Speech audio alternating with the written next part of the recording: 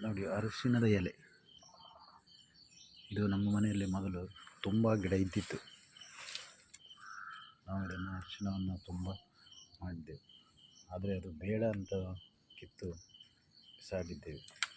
ಆದರೆ ಬೆಳೆಯುವ ಒಂದು ಛಲ ಇದ್ದರೆ ಎಲ್ಲಿ ಬೇಕಾದರೂ ಬೆಳೆಯಬಹುದು. ನೋಡಿ ಎಷ್ಟು ಉಂಡಾಗಿ ಬೆಳೆಯುವುದು.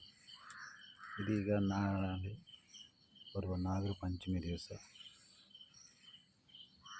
ಇದಕ್ಕೆ ವಿಶೇಷ ಮಹತ್ವ ಇದೆ. ಪಾನ್ ಪತೋಲಿ ಮಾಡಲಿಕ್ಕೆ ಇದನ್ನು ಬಳಸ್ತಾರೆ.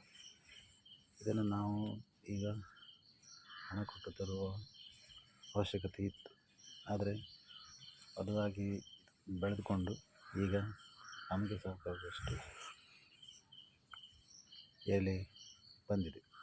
ನೋಡಿ, ಯಾವುದೇ ಸಸ್ಯಕ್ಕಾಗಲಿ ಪ್ರಾಣಿಗಾಗಲಿ ನಾವು ಬೇಡ ಅಂತ ಬಿಸಾಡಿದ್ರೂ ಸಹ ಅದು ಬದುಕಬೇಕನ್ನುವಂಥದ್ದಿದ್ದರೆ ಹೇಗಾದರೂ ಬದುಕೇ ಬದುಕು.